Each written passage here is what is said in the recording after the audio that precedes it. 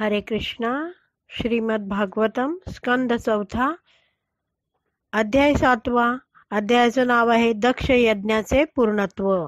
तर आपले 39 श्लोक वाचून झाले आहेत आणि आता आपण 40वा श्लोक वाचणार आहोत. तर आता काय दक्षाच्या यज्ञामध्ये भगवंत प्रकट झालेत आणि विविध जण भगवंतांना प्रार्थना अर्पण करतात. आता शेवटची प्रार्थना अर्पण केली की श्रेष्ठ योगींनी केले होते, ते 2 श्लोक पाहिले आपण. आता जी 40वी आहे ते आहे ब्रह्मोवाच. हे म्हणजे कोण आहेत? मूर्तिमंत वेद जे होते ते उवाच, ते म्हणाले. ते वाचतोय आपण आता श्लोक 40वा. तर आपण प्रभुपादांना प्रार्थना करूया की आपण हे वाचण्याचा समजून घेण्याचा प्रयत्न करतोय, तर ते आपल्यावर कृपा करतील. 40चं भाषांतर. मूर्तिमंत वेद म्हणाले, हे भगवन, आम्ही तुम्हाला आदरपूर्वक वंदन करतो. तुम्ही सत्व गुणाचे आश्रय आहात आणि म्हणून धर्म, तप इत्यादींचे उगमस्थानही आहात. कारण तुम्ही सर्व प्राकृतिक गुणांच्या अतीत असून तुमचे स्वरूप अथवा तुमची वास्तविक स्थिती कोणीही जाणत नाही. वेद काय म्हणतात की तुमचं स्वरूप आणि वास्तविक स्थिती कोणीच जाणू शकत नाही. तुम्ही कसे आहात, इकडचे जे भौतिक गुण आहेत 3 गुण त्याच्याही पलीकडचे आहात. आणि सत्वगुणी लोक काय करतात, तुमचा आश्रय घेतात आणि तुमच्यातनच काय येतात, धर्म आणि तपाचं उगमस्थानी तुम्हीच आहात, असं साक्षात वेद म्हणतात. तात्पर्यात प्रभुपाद समजवतात की भौतिक जगामध्ये 3 गुणांचे 3 अधिष्ठाता देव आहे. 3 गुण कोणते? सत्व, रजतम. सत्वगुण, रजगुण, तमो. तर त्या 3 गुणांचे 3 अधिष्ठाता देव आहेत. भगवान श्री विष्णूंनी सत्वगुणाचे अधिकारपद स्वीकारलेले आहे आणि हा सत्वगुणच धर्म, ज्ञान, तप, वैराग्य, ऐश्वर इत्यादींचे उगमस्थान आहे. या भौतिक जगामध्ये जीव जेव्हा सत्वगुणाच्या नियंत्रणाखाली असतो तेव्हा या गुणामुळे त्यांना म्हणजे त्या जीवांना वास्तविक शांती, समृद्धी, ज्ञान आणि धर्माची प्राप्ती होऊ शकते. म्हणजे काय आहे, धर्माची प्राप्ती म्हणजे काय, तो धार्मिक होतो. धार्मिक म्हणजे काय होतो, तो वेदांमध्ये जे सांगितलेत नीती नियम ते पाळायला लागतो. भगवंताबद्दल थोडीशी जाणीव होते त्याला. धार्मिक कार्यात तो रस घ्यायला लागतो, अशा प्रकारे. ठीक आहे. आणि ज्ञानामुळे त्याला शांती आणि समृद्धी पण मिळते. तर काय आहे, कारण तो सत्वगुणाच्या नियंत्रणाखाली असतो तेव्हा. पण जीव ज्यावेळी रज आणि तम या अन्य 2 गुणाच्या प्रवाहाखाली असतो तेव्हा त्याचे संकटमय बद्ध जीवन अधिकच असह्य होते.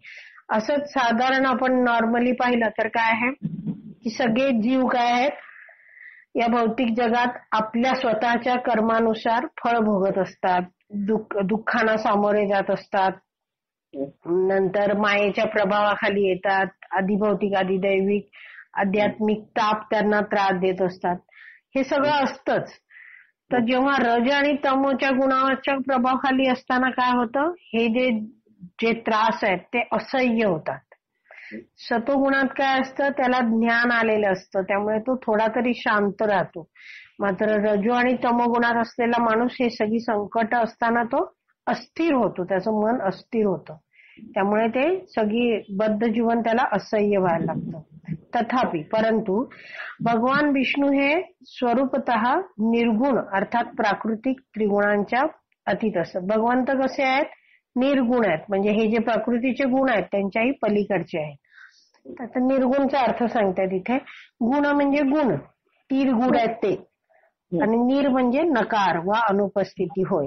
मात्र निर्गुण शब्दाचा अर्थ भगवान विष्णूंच्या ठाई गुण नाहीत असा मुळीच नाही. म्हणजे त्यांच्यात कोणतेच गुण नाहीत असं नाहीये. त्यांच्यात काय आहे ते सांगतात प्रभुपाद. ते म्हणजे भगवंत अलौकिक. अलौकिक म्हणजे काय, लौकिक म्हणजे या भौतिक, अलौकिक म्हणजे आध्यात्मिक. आध्यात्मिक गुणांनी युक्त असून त्या गुणांद्वारेच ते अवतरित होऊन आपल्या लीला प्रकट करतात.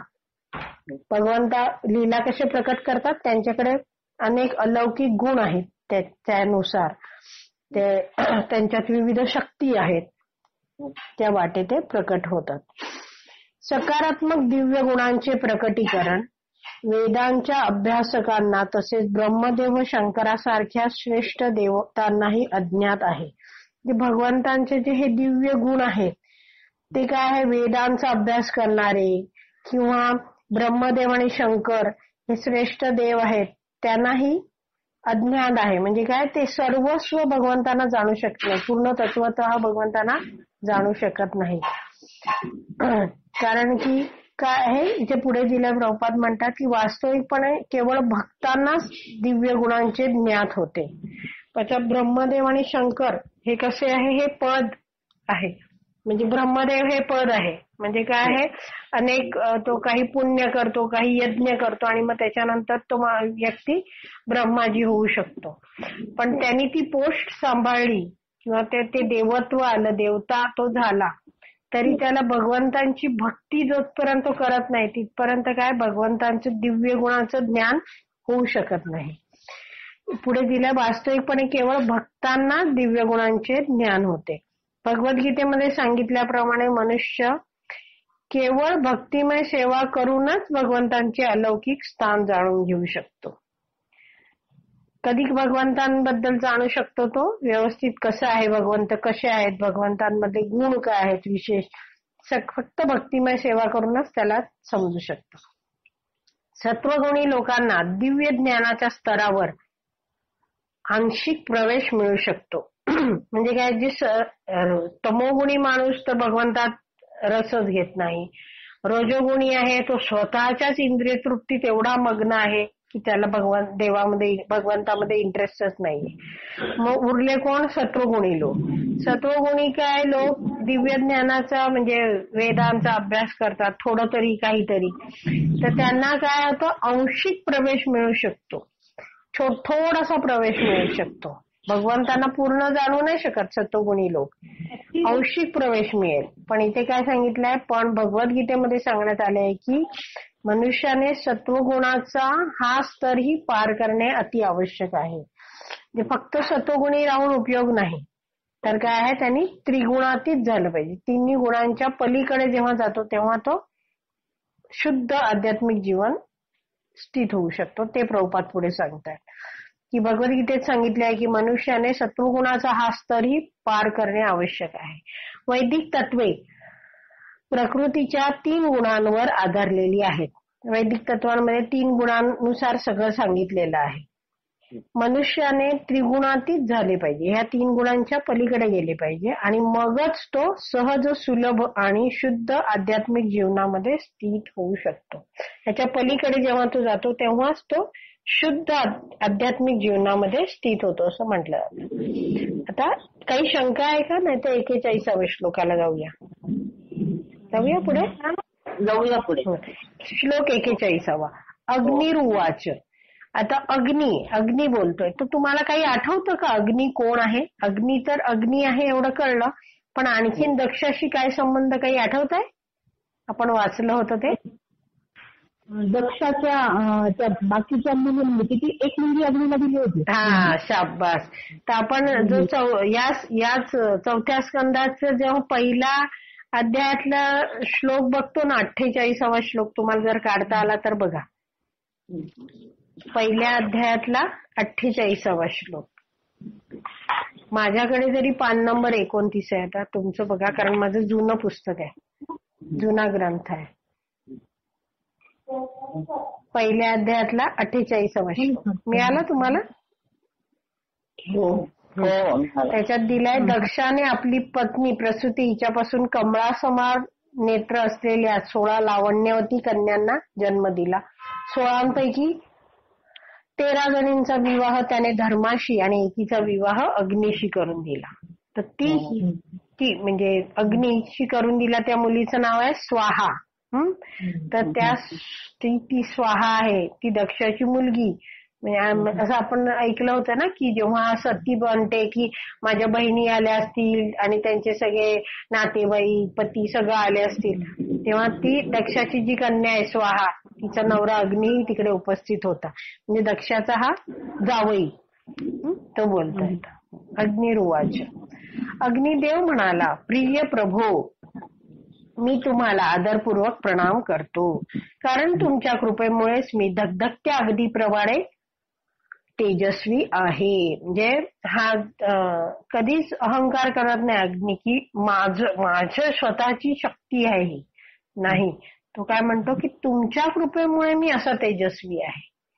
आणि तुपमिश्रित व यज्ञ अर्पित आहुतींचा मी स्वीकार करतो. माझं कार्य काय आहे? या आहुतींचा स्वीकार करणे. यजुर्वेदानुसार अर्पण केल्या जाणाऱ्या 5 प्रकारच्या आहुती म्हणजे तुमच्या विभिन्न शक्तीच आहेत. आता यजुर्वेदात काय सांगितलं आता की या आहुती अर्पण करा. आणि 5 प्रकारच्या वैदिक मंत्रांद्वारे तुमची उपासना केली जाते. तर हे आपल्याला काय मंत्र वगैरे माहित नाही, तो सांगतोय की असे 5 मंत्र असतात, त्यातने उपासना केली जाते. यज्ञ म्हणजे साक्षात तुम्हीच आहात. काय अग्नी सत्य एक सांगतोय काय हे भगवंता, यज्ञ म्हणजे काय आहात? तुम्हीच आहात. तुमच्या संतुष्टीसाठी यज्ञ केला जातो. तात्पर्य, भगवान श्री विष्णू प्रित्यर्थ यज्ञ केला जावा हे भगवद्गीतेत स्पष्टपणे सांगितले आहे. यज्ञ अर्थात कर्मण्यो अन्यत्र. तर श्लोक जो आहे त्याच्यात दिलेला आहे 3.9 मध्ये. भगवान विष्णूंची एक सहस्त्र प्रसिद्ध व दिव्य नावे आहेत. त्याला म्हणतात विष्णू सहस्त्र नाम. ऐकलं असेल तुम्ही, विष्णूंची 1000 नामे. त्यात यज्ञ हे नाव त्यापैकी एक आहे. यज्ञ हे नाव आहे ते एक आहे त्यातलं. प्रत्येक कार्य भगवान श्री विष्णूंच्या संतुष्टी प्रित्यर्थ करण्यात यावे हे शास्त्रांमध्ये स्पष्टपणे सांगितलेले आहे. श्री विष्णू प्रित्यर्थ न केलेली इतर सर्व कार्ये केवळ बंधनास कारणीभूत ठरतात. ते दिलंय ते यज्ञ अर्थात कर्मण्य अन्यत्र. जर भगवंतांना अर्पण नाही केली कर्म तर अन्यत्र, नाहीतर काय होईल? लोकोयम कर्मबंधन, कर्मबंधनात लोक अडकतील. हेच आहे की विष्णू प्रित्यर्थ न केलेली सर्व कार्य आहेत ती बंधनात कारणीभूत ठरतात. मनुष्याने काय केलं पाहिजे? वेदोक्त मंत्रानुसार यज्ञ केले पाहिजे, मनाप्रमाणे नाही. काय वेदांमध्ये जसे सांगितलेत मंत्र वगैरे त्याच्यानुसारच यज्ञ केले पाहिजेत. उपनिषदांमध्ये सांगितल्याप्रमाणे अग्नी, यज्ञवेदी, पवित्र पूर्ण चंद्र, चातुर्मास्याचा कालविधी, यज्ञबळी आणि सोम नामक पेय यांसमवेत वेदोक्त 4 अक्षरी विशिष्ट मंत्र हे सर्व घटक यज्ञ कर्मासाठी अतिआवश्यक असतात. ही माहिती दिली आहे प्रभुपादांनी. या मंत्रांपैकी एक मंत्र असा आहे, जसं वरती म्हटलं ना की 5 प्रकारचे वैदिक मंत्र आहेत, ते एक प्रभुपाद इथे सांगतात. तो मंत्र आहे आश्रावयेती चतुर अक्षरम अस्तु शौषड श्रोषड इति चतुर अक्षरम यज्ञेती द्व्याभ्याम ये यजामहः. एवढं हा श्लोक आहे. श्रुती आणि स्मृती शास्त्रानुसार उच्चारले जाणारे हे मंत्र एकमेव भगवान विष्णूंच्या आनंदासाठी आहेत. आता हा काय हा मंत्र आहे, हे कशासाठी दिलेला आहे मंत्र? हा ते यज्ञ करण्यासाठी. तर इथे दिलेलं आहे पुढे की श्रुती आणि स्मृती हे शास्त्रानुसार जे उच्चारले जातात मंत्र ते काय आहेत? भगवंतांच्या आनंदासाठी. तर हे श्रुती आणि स्मृती हे काय आहेत ते थोडक्यात माहिती सांगते. श्रुती म्हणजे काय? ऐकलं जाणार, म्हणजे जे भगवंतांकडून डायरेक्टली ऐकलं गेलं असं त्याला म्हणतात. Which is heard or communicated from beginning, अगदी सुरुवातीला. म्हणजे काय आहेत ते 4 वेद आणि उपनिषद आहेत. हे ज्ञान ब्रह्मदेवांना भगवंतांकडून डायरेक्ट मिळालं म्हणून त्याला म्हणतात श्रुती. आणि स्मृती म्हणजे काय? Which is remembered or based on memory, म्हणजे काय? जे स्मरण करून घेतलं जातं ते स्मृती. तर त्याच्यामध्ये काय येतं? वेदांग, उपवेद, मनुस्मृती, 18 पुराण, इतिहासामध्ये रामायण, महाभारतातच येते भगवद्गीता. हे सगळ्या ज्या गोष्टी आहेत हे काय? स्मृती आहेत. मग ते काय आहेत? ऋषीमुनींनी तपस्या केली तेव्हा काय झालं? भगवंतांनी त्यांना प्रेरणा दिली आणि अशा स्मृती लिहिल्या गेल्या. जसं आपण बघतो की वाल्मिकी मुनींनी काय लिहिलं, रामायण लिहिलं, तशा प्रकारे. तर ते आहे ह्या श्रुती आणि स्मृती. शास्त्रानुसार जे उच्चारलेले मंत्र असतात ते काय आहेत, भगवंतांच्या आनंदासाठी असतात. भौतिक जीवनामध्ये बद्ध झालेल्या आणि ऐहिक उपभोगामध्ये म्हणजे भौतिक उपभोगामध्ये आसक्त असणाऱ्या लोकांच्या उद्धारासाठी यज्ञाचरण करणे आणि 4 सामाजिक व 4 आध्यात्मिक श्रेणींच्या नियमांचे पालन करण्याची शिफारस करण्यात आली आहे. खूप मोठं वाक्य, आपण छोटं छोटं करून बघूया. भौतिक जीवनामध्ये बद्ध झालेले जीव आहेत आणि काय ते करतात, भौतिक उपभोगामध्ये आसक्त आहेत, कळलं. मग अशा लोकांच्या उद्धारासाठी, ह्यांच्या कल्याणासाठी, जे शारीरिक स्तरावर आहेत त्यांच्यासाठी काय करायला पाहिजे, यज्ञाचरण करणे म्हणजे यज्ञाचं आचरण करायला पाहिजे त्यांनी. आणि काय सांगितलंय, 4 सामाजिक आणि 4 आध्यात्मिक श्रेणीच्या नियम. 4 सामाजिक आणि 4 आध्यात्मिक म्हणजे भगवंत म्हणतात ना, गुण कर्म विभागशः, ते चातुर्वर्ण्यम मया सृष्टम, ते सगळे सांगितलंय ते. 4 सामाजिक श्रेणी म्हणजे काय, सामाजिक म्हणजे ब्राह्मण, क्षत्रिय, वैश्य आणि शूद्र. आणि आध्यात्मिक श्रेणी म्हणजे काय, जिथे राहून तो भगवंताविषयी ज्ञान घेतो ते काय असतात, ब्रह्मचारी आश्रम, त्यात तो भगवंताविषयी ज्ञान घेतो. गृहस्थ आश्रम, त्यात काय होतो, तो पालक होतो म्हणजे विवाह करतो, मग आणखीन लोकसंख्या वाढतो म्हणजे जन्म देतो. मग काय झाला, तो पिता किंवा माता झाला, तर मग त्याच्यात काय आहे, तो आपल्या मुलांना, आपल्यावर अवलंबून असणाऱ्यांना भगवंताविषयी ज्ञान देतो. मग पैसा कमवतो आणि इतर जे आश्रम आहेत, ब्रह्मचारी आश्रम, वानप्रस्थ आश्रम आणि संन्यास आश्रम, यांना दान देतो, मंदिरांना दान देतो. ही सगळी कार्य, आध्यात्मिक कार्य जो ब्रह्मचारी, जो आश्रमात करतो, गृहस्थाश्रमात करतो, तेही आध्यात्मिक ही आहे श्रेणी. मग पुढे तो हे घेतो, वानप्रस्थात तो सगळे गृहस्थाश्रमातले जे आरामदायी जीवन सोडतो आणि काय करतो, तपस्येचं जीवन स्वीकारतो आणि आध्यात्मिक स्तरावर स्वतःची आणखीन उन्नती करतो. आणि संन्यास आश्रमात काय करतो, तो जे काही शिकलाय ते सर्वांना, सगळ्यांच्या कल्याणात्मक सत्य, जे परम सत्य आहे भगवंत, यांचा प्रचार करतो. तर अशा प्रकारे 4 सामाजिक आणि 4 आध्यात्मिक श्रेणी ज्या आहेत ह्याच्यात, त्याच्यामध्ये काय केलं आहे, त्यात दिलेल्या नियमांचं पालन करण्याची शिफारस केली आहे. म्हणजे मनुष्य काय असो, तो ब्राह्मण असो, क्षत्रिय, वैश्य, कोण काही असो, त्यांनी काय केलं पाहिजे, नियमांचं पालन केलं पाहिजे जे सांगितलेलं आहे या वेदांमध्ये वगैरे. विष्णू पुराणात म्हटलंय की भगवान श्री विष्णू प्रित्यर्थ यज्ञ केल्याने मनुष्य क्रमाक्रमाने मुक्त होत जातो. किती सुंदर आहे वाक्य बघा. काय, भगवंताप्रती यज्ञ केल्यामुळे काय होतं, तो क्रमाक्रमाने मुक्त होत जातो, स्टेप बाय स्टेप. म्हणून संपूर्ण आयुष्याचे ध्येय भगवान विष्णूंना संतुष्ट करणे हे आहे. एका फटक्यात होतो का तो शुद्ध? नाही. मुक्त होतो का? नाही. स्टेप बाय स्टेप, हळूहळू, रोजच्या रोज असं. हा, तर पूर्ण आयुष्याचं ध्येय काय ठेवायचं, भगवंताला संतुष्ट करणं. हेच काय, हा यज्ञ आहे.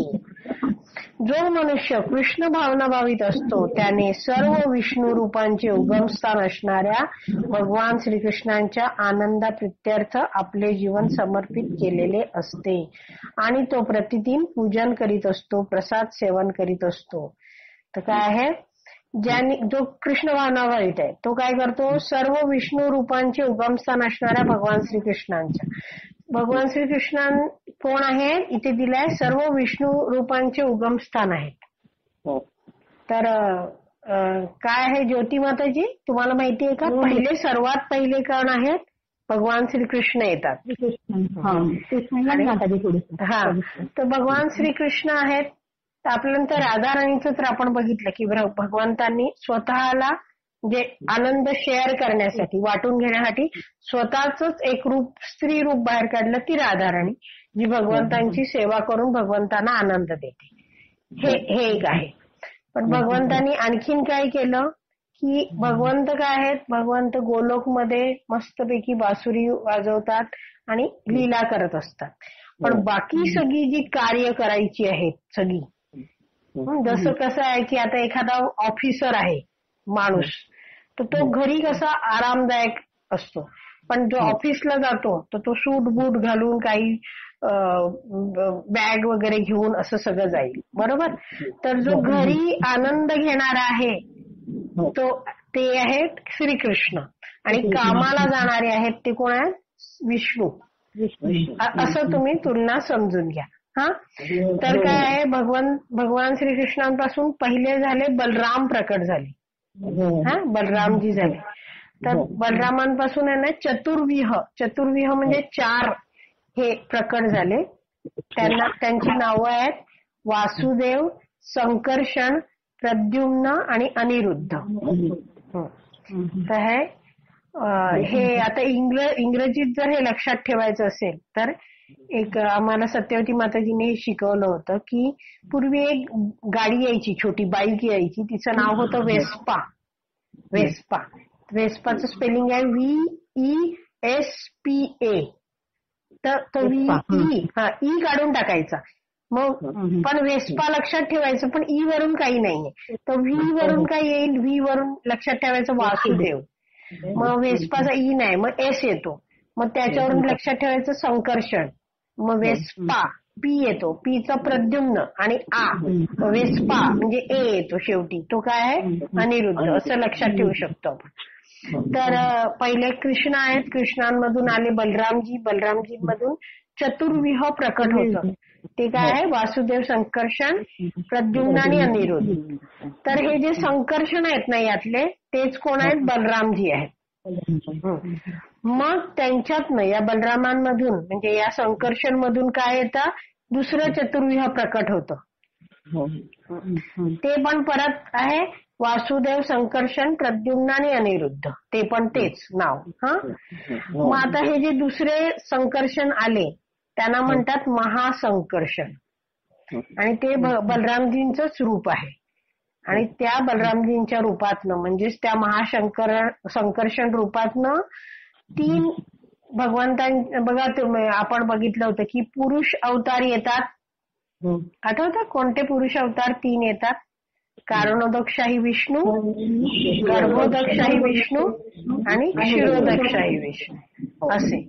म्हणजे भगवान कृष्ण आधी, मग त्यातनं त्यांच्यामधून बलराम येतात. मग पहिलं चतुर्विह, मग दुसरं चतुर्विह, आणि दुसऱ्या चतुर्विहाच्या संकर्षणातनं हे 3 कारणोदकशाही, गर्भोदकशाही आणि क्षीरोदकशाही विष्णू. म्हणजे इतके सारे विष्णू प्रकट होतात. आणि काय आहे, विष्णू आता विविध कार्यांसाठी हे सगळे विष्णू आहेत. हा, तर म्हणून इथे दिलंय की सर्व विष्णू रूपांचे उगमस्थान असणाऱ्या भगवान श्रीकृष्णांच्या आनंदाप्रित्यर्थ आपले जीवन समर्पित केलेले असते. म्हणजे कृष्ण भावनावहित मनुष्याने. आपल्याला लक्षात येतं की बरेचदा आपल्याला विष्णू, नारायण, कृष्ण आपण असं कधी गोंधळ होऊ शकतो, पण एकच लक्षात ठेवायचं की कृष्ण म्हणजे कोण आहे? भगवान श्रीकृष्ण, जे गोलोकात बासरी वाजवत आनंद घेत आहेत. आणि हे जे कार्यरत जे आहेत सगळे ते कोण आहेत? विष्णूंची रूप आहेत सगळी. तर भगवान श्रीकृष्णांच्या आनंद प्रित्यर्थ या भक्तांनी काय केलेलं असतं? आपलं जीवन समर्पित केलेलं असतं. आणि तो म्हणजे भक्त प्रतिदिन पूजन करीत असतो, भगवंतांचं पूजन करीत असतो, प्रसाद सेवन करीत असतो. यामुळेच तो सर्वश्रेष्ठ यज्ञ करता असतो. म्हणजे काय, अग्नी लावूनच त्यांनी असा मोठा यज्ञ केला पाहिजे असं नाही. कलियुगासाठी जो हरिनाम संकीर्तन यज्ञ दिलेला आहे तो आपोआपच करत असतो. आणि त्यामुळे काय आहे, तो सर्वश्रेष्ठ यज्ञ करता असतो. श्रीमद भागवतात स्पष्टपणे सांगितले आहे की या कलियुगामध्ये एकमेव यशस्वी यज्ञ म्हणजे काय? यज्ञ संकीर्तन प्राय यजंती सुमेधसः. म्हणजे कलियुगात कोणता यज्ञ आहे? संकीर्तन यज्ञ आहे. अर्थात हरे कृष्णा कृष्णा कृष्णा हरे हरे, हरे राम राम राम हरे हरे. या महामंत्राचे कीर्तन करणे हाच सर्वोत्तम यज्ञ आहे. ज्याप्रमाणे इतर यज्ञ भगवान श्री विष्णूंच्या रूपासमोर अर्पित केले जातात, त्याचप्रमाणे हा संकीर्तन यज्ञ भगवान श्री चैतन्य महाप्रभूंच्या रूपासमोर आचरला जातो. म्हणजे काय आहे, चैतन्य महाप्रभूंनी हा आपल्याला संकीर्तन यज्ञ सांगितला आहे. त्यामुळे काय करतात, ते हा यज्ञ स्वीकारतात. जसे इतर यज्ञ भगवान विष्णू स्वीकारतात, तसे आपण जो संकीर्तन यज्ञ करतो ते कोण, भगवान चैतन्य महाप्रभू स्वीकारतात. हे पुढे प्रभुपाद समजवतात की या सर्व गोष्टी श्रीमद भागवतच्या 11व्या स्कंदात आढळतात. इतकेच नव्हे तर हे यज्ञाचरण म्हणजे यज्ञाचे आचरण म्हणजे हरिनाम संकीर्तन यज्ञाचे आचरण निश्चित करते की श्री चैतन्य महाप्रभू म्हणजे साक्षात भगवान विष्णूच आहेत. ज्याप्रमाणे प्राचीन काळी दक्ष यज्ञाच्या समाप्ती समयी भगवान श्री विष्णू प्रकट झाले होते, त्याचप्रमाणे आपला हा संकीर्तन यज्ञ स्वीकारण्यासाठी श्री चैतन्य महाप्रभू या युगामध्ये अवतरित झालेले आहेत. ठीक आहे, काही शंका की पुढच्या श्लोकाला जायचा. 42वा श्लोक. देवा ऊचुहू म्हणजे काय, देव होते तिकडे ते म्हणाले, कारण यज्ञामध्ये देवता तर उपस्थित होत्याच. ते काय म्हणाले, देव म्हणाले, हे भगवान, पूर्वकाळी जेव्हा प्रलय झाला होता तेव्हा भौतिक अभिव्यक्तीच्या सर्व शक्ती तुम्ही सुरक्षितपणे साठवून ठेवल्या होत्या. काय असतं, वेगवेगळ्या वेळी प्रलय होतात. ब्रह्माजी आहेत ते पण 100 म्हणजे आपण जसे 100 वर्ष जगतो तसे ब्रह्माजींचे 100 वर्ष जगतात. त्यांचा काल खूप मोठा आहे, प्रचंड आहे. तर तो एक दिवशी मी तुम्हाला डिटेल सांगेन किंवा रेफरन्स देईन बघायला. तर पण ब्रह्माजी जेव्हा झोपतात तेव्हा एक छोटा प्रलय होतो आणि 100 वर्षांनी जेव्हा ब्रह्माजींचा मृत्यू होतो तेव्हा महाप्रलय होतो. तर असे वेगवेगळे प्रलय असतात.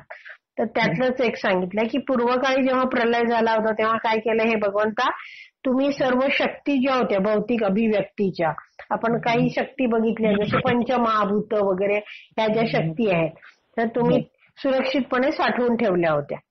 त्यावेळी काय झालं होतं, उच्चतर ग्रह लोकातील निवासी ज्यांच्यामध्ये सनक सारखे मुक्तात्मे आहेत म्हणजे 4 कुमार असे तात्विक तर्कांद्वारे तुमचे ध्यान करीत होते. म्हणजे काय आहेत, तिकडे 4 कुमार जे होते ते उच्चतर ग्रहात होते आणि ते ध्यान करत होते.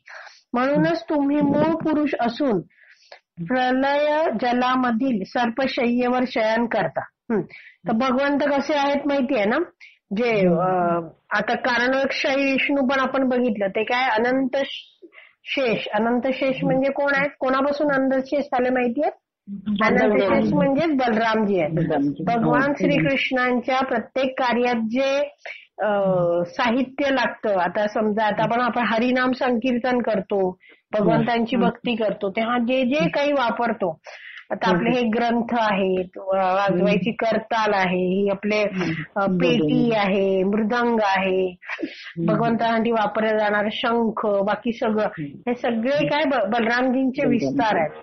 कारण बलरामजी हे भगवंतांची सेवा करण्यासाठी आहेत. त्यामुळे प्रत्येक गोष्टीतनं ते बलरामजी भगवंतांची सेवा करत असतात. तर भगवंतांची गादी पण कोण होतं, बलरामजीच होतात अनंत शेषच्या रूपात. तर हे देव म्हणतात की तुम्ही कसे असतात, सर्पशय्येवर शयन करता. म्हणजे वेगवेगळे भगवंतांचं क्वालिटीज दाखवलंय की कसे आहेत तुम्ही, हे सुरक्षितपणे साठवून ठेवू शकता, तुमच्यावर हे 4 कुमार ध्यान करतात, मग तुम्ही सर्पशय्येवर शयन करता. आज काय आहे, आज आम्हा सारख्या सेवकांवर देवता काय म्हणतात, आम्ही काय तुमचे सेवक आहोत, तसे आमच्या सारख्या सेवकांसमोर तुम्ही प्रकट झाले आहात, कृपया आमचे रक्षण करा. इथे देवता बरोबर सांगतायत आपल्याला, आणि आपल्याला इथे समजतं की देवता भगवंतांना काय सांगतात, आम्ही तुमचे सेवक आहोत आणि आमचं तुम्ही रक्षण करा. तात्पर्यात प्रभुपाद समजवतात की या श्लोकामध्ये सूचित केलेला प्रलय म्हणजे आंशिक प्रलय होय, आणि ब्रह्मदेव निद्रावस्थेत गेल्यानंतर ब्रह्मांडातील अधोभाग म्हणजे खालचा भाग पाण्यामध्ये बुडून जातो व आंशिक प्रलय होतो. म्हणजे काय, जे मोठं प्रत्येक गर्भोदकशाही विष्णूंच्या हाताचे म्हणजे केसाच्या काय म्हणतात रंध्रातून, शरीराच्या केसाचं रंध्र असतं ना, भोकं असतात, त्यातनं एक एक अंड निघतं ना, ब्रह्मांड. तर त्या प्रत्येक ब्रह्मांडामध्ये काय आहे, गर्भोदकशाही विष्णूंच्या बेंबीतनं हे ब्रह्माजी येतात. तर ब्रह्माजींचं आयुष्य आहे 100 वर्ष, त्यांचे 100 वर्ष, त्या तिकडचे, आपले नाही, त्यांचे प्रचंड मोठे. तर ते जेव्हा रोज झोपतात तेव्हा काय होतं, तेव्हा एक छोटा प्रलय होतो, त्याला अंशिक प्रलय म्हणतात. आणि त्यावेळी त्या ब्रह्मांडाचा खालचा भाग असतो जो, तो पाण्यात बुडतो. महरलोक, जनरलोक, तपरलोक हे उच्चतर ग्रह लोक आहेत. ते काय होतात, अंशिक प्रलय समयी जलमय होत नाही. त्यावेळी फक्त खालचे भाग आहेत ते पाण्यात जातात. या श्लोकामध्ये सांगितल्याप्रमाणे भगवंत काय आहेत, उत्पत्ती करता आहेत. का? कारण उत्पत्तीसाठी आवश्यक त्या शक्ती त्यांच्या शरीरामधून प्रकट होतात. जसं सांगितलं की पहिल्या जोडीत सांगितलंय की अभौतिक अभिव्यक्ती तुम्ही काय करता, तुमच्या सगळ्या सुरक्षित साठवून ठेवता वगैरे, ते सगळं सांगितलं ते. तर भगवंतच उत्पत्ती करता आहेत, कारण उत्पत्तीसाठी आवश्यक त्या शक्ती त्यांच्या शरीरातनं प्रकट होतात आणि प्रलयानंतर तेच या सर्व शक्तींना आपल्या उदरामध्ये साठवून ठेवतात. म्हणजे आता मोठे पण प्रलय जेव्हा होतात तेव्हा काय होतं, आता बघा ना, कारणोदकशाही विष्णू पहुडलेले आहेत, त्यांनी श्वास सोडल्याबरोबर काय होतं, अंड तयार झाली, त्या अंडांमध्ये ब्रह्माजी आले, सृष्टी निर्माण झाली, सगळं झालं, ब्रह्माजींची कार्य करतात. आणि इथे कारणोदक्ष विष्णूंनी श्वास सोडलेला आहे, तो आत घेतल्याबरोबर काय होतात, सगळी ब्रह्मांड आहेत ती पुन्हा कारणोदक्षाही विष्णूंच्या शरीरात जातात. बरोबर. त्यामुळे काय दिलेलं आहे इकडे, की तुम्ही सर्व शक्तींना आपल्या उदरामध्ये साठवून ठेवतात. भगवंत काय करतात, सगळ्यांना प्रलय समयी साठवून पण ठेवतात. तर या श्लोकामधील आणखीन एक महत्वाची गोष्ट म्हणजे देवतांचे म्हणणे असे आहे की आम्ही सर्वजण तुमचे सेवक भृत्यान आहोत. काय आहोत, आम्ही तुमचे सेवक आहोत. तुम्ही जर हा 42वा श्लोक बघितला तर शेवटची ओळ आहे ना, त्यात दिलाय भृत्यान अवसी नहा, अगदी शेवटचा शब्द आहे बघा. भृत्यान म्हणजे सेवक, अवसी म्हणजे रक्षण करा, नहा म्हणजे आम्ही. तर काय ते दिले, आम्ही सर्वजण तुमचे सेवक भृत्यान आहोत, कृपया आम्हा संरक्षण द्या. देवता संरक्षणासाठी भगवान श्री विष्णूंवर अवलंबून आहेत, त्या स्वतंत्र नाहीत. हे लक्षात घेतलं पाहिजे आपण. काय आहे, भगवंतांवर काय आहेत, देवता अवलंबून आहेत. भगवंतांमधूनच देवता येतात आणि काय आहेत, त्या स्वतः स्वतंत्र नाहीत. त्यांना राहण्यासाठी, कार्य करण्यासाठी, त्यांना आपापल्या जे उपासक आहेत त्यांना काही आशीर्वाद देण्यासाठी सर्व शक्ती त्यांना कुठून मिळते, भगवंतांकडून मिळते. यास्तव भगवद्गीतेमध्ये देवतांच्या उपासनेची निंदा करण्यात आली आहे. भगवद्गीता काय सांगते की जे भगवंतांवर अवलंबून आहेत अशा देवतांवरची कशाला उपासना करता तुम्ही, डायरेक्ट भगवंतांची करा. कारण की शेवटी तुम्हाला जे फळ मिळणार आहे ते भगवंत आधी देवतांना देणार आहे, देवता तुम्हाला देणार.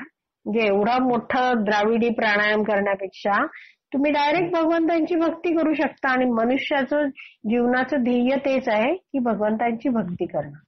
पण मनुष्य ते करत नाही. मनुष्य काय करतो, देवतांकडे काय पाहिजे ते मागतो आणि देवता विचार करत नाही, व्यापारासारखं देऊन टाकतात.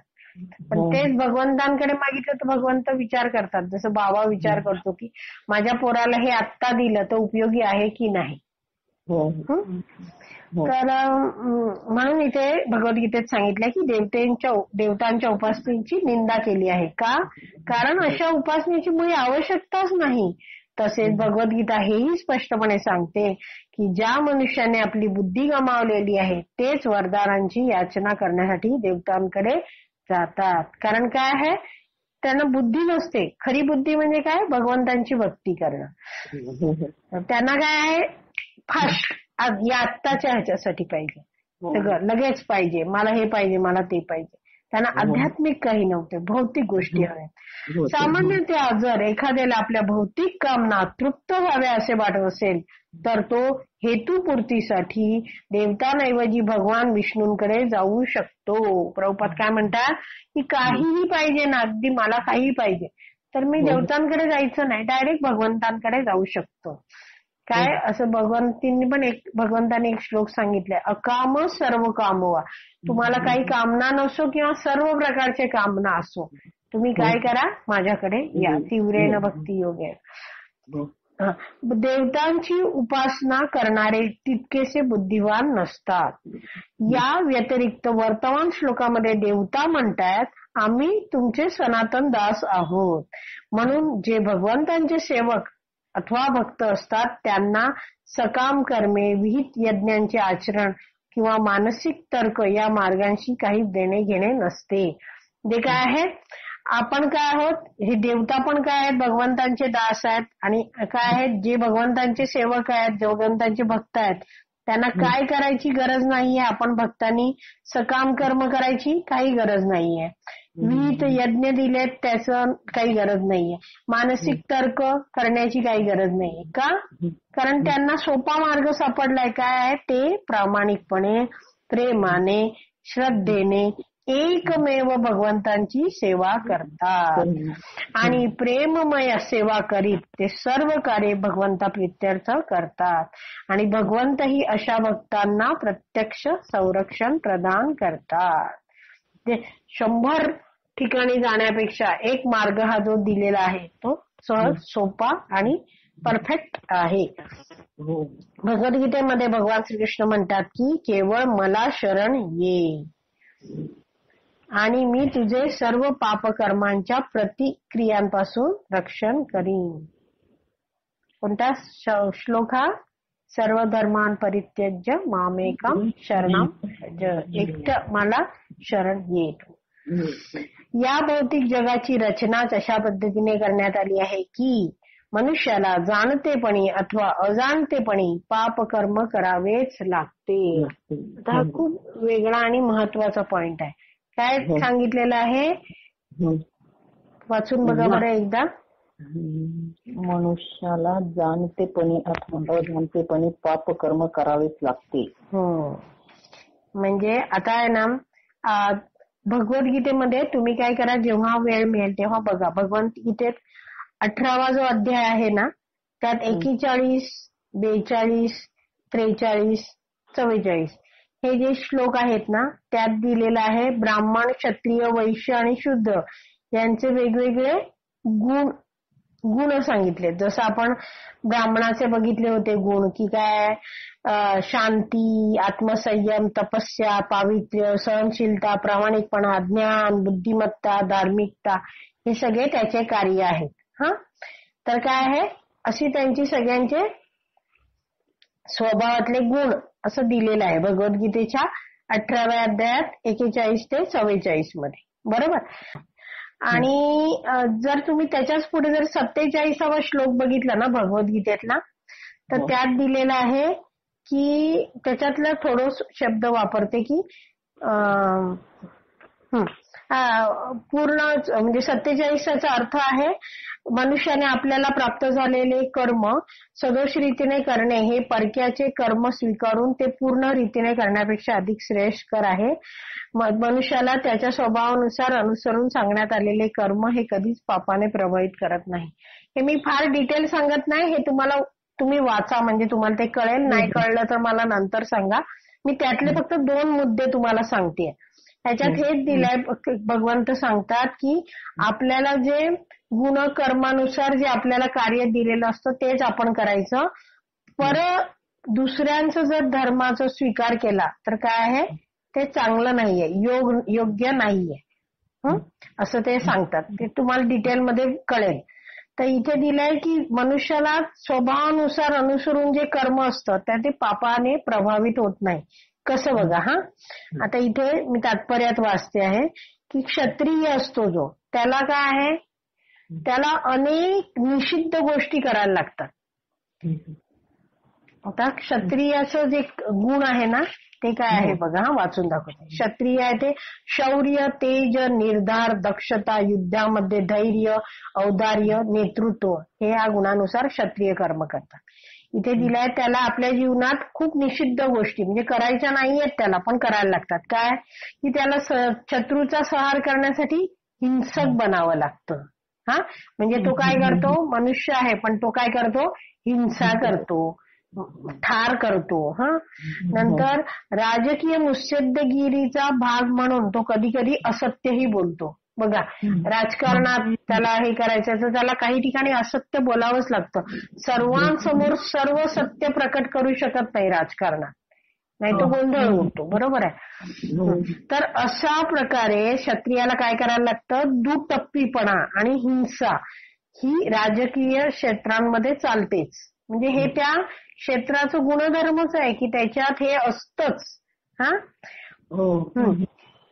म्हणून काय इथे प्रभुपाद पुढे सांगतात, परंतु याचा अर्थ असा नाही की क्षत्रियाने आपले कर्तव्य सोडावे आणि ब्राह्मणाचे कर्तव्य करण्याचा प्रयत्न करावा. म्हणजे त्याच्यात जर क्षत्रियाचे गुण आहेत तर त्यांनी आपलं कार्य चालू ठेवायचं, त्यांनी हे सगळं सोडून मध्येच ब्राह्मण व्हायला जायचं नाही. हे काय इथे प्रभुपाद सांगतायत, कारण इथे काय आहे, भगवद्गीता सांगितली गेली अर्जुनाला. अर्जुन हा एक क्षत्रिय, अर्जुनाचं कार्य समोरचे अधार्मिक आहेत दुर्योधन आणि कंपनी यांना नष्ट करणं. बरोबर. पण तो काय म्हणतो की मी सगळं सोडून काय करेन, मी चाललो भिक्षा मागायला, मला नको हे सगळं, मला राज्य नको, काय नको. बघा पहिल्या अध्यायात भगवद्गीतेच्या तो सगळं सोडून द्यायला. म्हणून भगवंत काय म्हणतायत की तुला हे जे आलंय ना कर्तव्यानुसार, तू क्षत्रिय आहेस तर हे तुला कार्य आहे, ह्याच्यात तुला दुटप्पीपणा करायला लागेल, हिंसा करायला लागेल, कारण तू क्षत्रिय आहेस.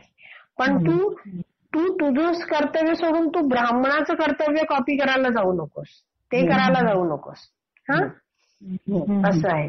तसंच पुढे प्रभुपाद सांगतात की हा बघा आणखीन 2 शब्द सांगते म्हणजे आणखीन कळेल. भगवंतांच्या संतुष्ट प्रित्यर्थ मनुष्याने कर्म केले पाहिजे. उदाहरणार्थ अर्जुन काय होता, क्षत्रिय होता आणि विरुद्ध पक्षाशी लढण्यास तो कचरत होता, मागे पुढे होत होता. परंतु असे कर्म जर भगवान श्रीकृष्णांकरता करायचे असेल तर अधःपतन होण्याची भीती नाही.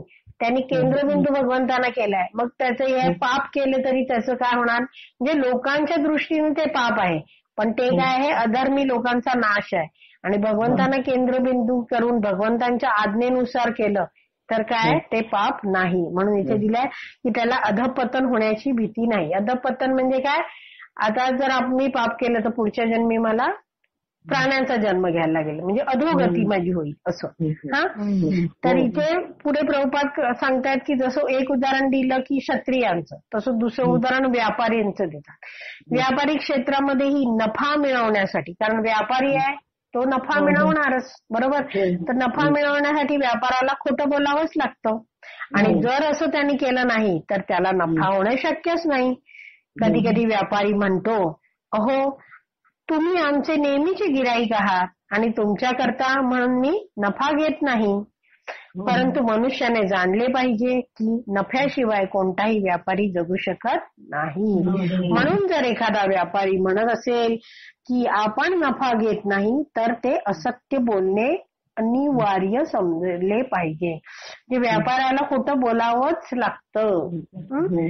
तर काय आहे, पुढे प्रभुपाद सांगतात की व्यापाऱ्याला असे वाटता कामा नये की ज्या अर्थी मी जो व्यवसाय करतो त्यात खोटे बोलणे अनिवार्य आहे, म्हणजे बोलावंच लागतं, त्या अर्थी आपण आपल्या व्यवसायाचा त्याग करावा आणि ब्राह्मणाचे कर्म करावे, असे शास्त्रसंमत नाही. शास्त्र काय म्हणतात, तुझं गुणकर्मानुसार हे कार्य दिलेलं आहे ना तर ते तू कर, पण काय कर, भगवंतांना केंद्रस्थानी म्हणून कर. जर कोणी आपल्या कर्मांद्वारे भगवंतांची सेवा करत असेल तर मग तो मनुष्य क्षत्रिय असो, वैश्य असो, शूद्र असो, याला महत्व नाही. काय आहे, त्यांनी तो कसं करतो ते आहे. आणखीन थोडं 2 मिनिटं पुढे वाचू का, चालेल, म्हणजे तुम्हाला हे डाऊट क्लिअर होऊन जाईल सगळा. विविध प्रकारचे यज्ञ करताना ब्राह्मण कधी कधी प्राण्यांची हिंसा करतात. का, कारण कधी कधी अशा यज्ञाकरता पशुहिंसा ही करावीच लागते. त्याचप्रमाणे स्वधर्मानुसार क्षत्रियाने जर शत्रूचा संहार केला तर त्यामुळे त्याला पाप लागत नाही. तिसऱ्या अध्यायामध्ये सांगितले आहे की प्रत्येकाने यज्ञप्रित्यर्थ म्हणजे भगवान विष्णू प्रित्यर्थ कर्म केले पाहिजे, जे आपण असं पाहिलं ते. ठीक आहे. निष्कर्ष हाच आहे की प्रत्येकाने आपल्याला प्राप्त झालेल्या विशिष्ट प्राकृतिक गुणानुसार कर्म केले पाहिजे. जशी आपले जे प्राकृतिक गुण आहेत आपले, तसं आपण कर्म केलं पाहिजे. आणि त्याने म्हणजे मनुष्याने केवळ भगवत सेवा म्हणून कर्म करण्याचा निश्चय केला पाहिजे. म्हणजे आपली कामं तर करायची, व्यापाऱ्याने व्यापाराचं, ब्राह्मणाने ब्राह्मणाचं, क्षत्रियाने क्षत्रियाचं, शूद्राने शूद्राचं, पण केंद्रबिंदू कायम त्यांनी भगवंत ठेवले पाहिजे. तर आपण कितपर्यंत आलो होतो? अजाणतेपणी पापकर्म करावेच लागते आणि जोपर्यंत तो आपले जीवन श्री विष्णू प्रित्यर्थ समर्पित करीत नाही तोपर्यंत त्याला आपल्या पापकर्माचे फळ भोगावे लागते. नाही, हे पुढे गेले का मी थोडं? नाही, बरोबर आहे. तथापि जो आपले जीवन भगवंतांच्या सेवेसाठी समर्पित करून त्यांची शरणागती पत्करतो त्याला साक्षात भगवंताकडूनच संरक्षण प्राप्त होते. म्हणजे त्याचे जे पाप आहेत, आता क्षत्रियाने जर शत्रूचा नाश केला तर त्याला ते पाप लागत नाही. पापकर्मांमुळे येणारे दुःख भोगण्याचे भय त्याला असत नाही आणि तो स्वेच्छेने वा अनिच्छेनेही पाप करण्याची इच्छा करीत नाही. पण काय आहे, हे सगळं कार्य करताना तो पाप करण्याची कधीच इच्छा करत नाही. म्हणजे तो ही डुईंग हिज ड्युटी. जो भक्त आहे तो काय करतो, फक्त भगवंतांच्या आज्ञेनुसार वेदांमध्ये सांगितलंय की ह्यानी कार्य करायला पाहिजेत, तसं तो नियमाने जगतो. तो स्वतः कोणतीही इच्छा करत नाही. ठीक आहे. श्रीमद भागवतम की जय. श्रील प्रभुपाद की जय. आपले 42 पर्यंत झालेलं आहे. हरी बोल.